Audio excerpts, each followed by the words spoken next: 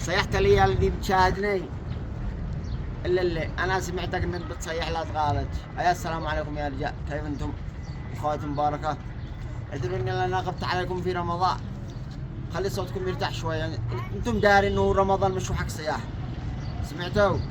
وان شاء الله برجع اول ايام العيد، برجع لكم بقوه.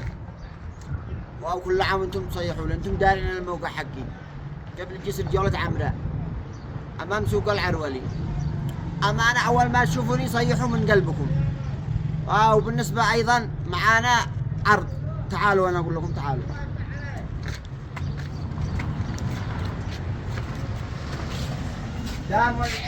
دام والعيد قراب، معانا لكم ماء وبسعر مناسب، ثلاجة الأول أخضر، تعالوا صيحوا.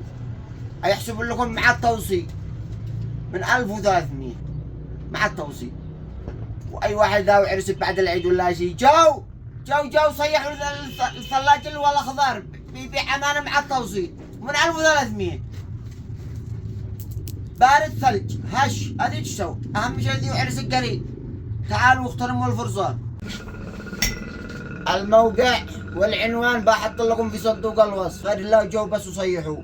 هذه عرس قريب، اغتنم الفرصة. جي في جولة عمراء، ثلاجة الأول أخضر. وسلامتكم.